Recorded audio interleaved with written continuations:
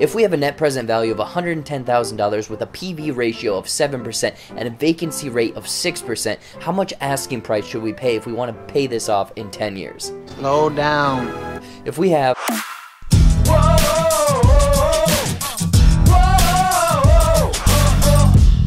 What's going on, movie fans? Welcome back to J-Buck Studios, your home for reviews, reactions, and ridiculousness. Anyways, though, went out to the art house theater and saw a movie a little bit early before it's on the streaming platform Apple Plus, and it's called The Banker. Two African-American entrepreneurs in the 1950s hire a white man to pose as the head of their company while they run the day-to-day business. So is The Banker a must-see when it hits the streaming platform? Let's find out. But before I get into my thoughts, let me know what you guys thought of The Banker if you were fortunate enough to already see this film or looking forward to it landing on the platform.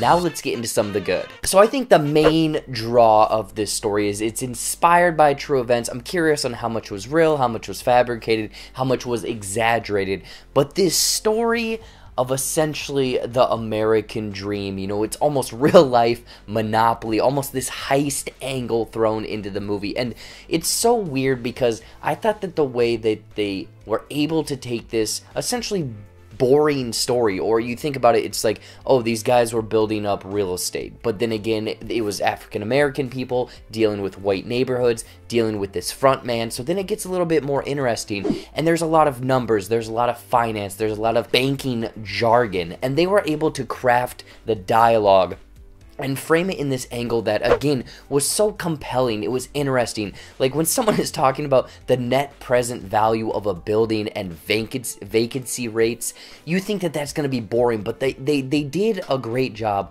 of really making it interesting and also, like, turning it, again, almost in this, like, Ocean's heist type flavor, because they're training this guy to dupe these other people out of selling their properties. And I thought that, again, it was just so interesting how they made such an essentially boring topic into an interesting concept. And I'm going to say boring because I worked in finance. It's nothing like, if finance was what this movie was, I would still be in finance. And it's those underlying themes in the movie, and almost history lesson as well, because it's showing how it almost built up some of the current banking laws that we have now, some of the housing laws and regulations that we have now. So there's that history aspect to it, but it also deals with, you know, the American dream, perseverance, determination, trying to stick it to the man, essentially. And every single time you see a little bit of an advantage, someone is going to knock you down a peg. And it's really,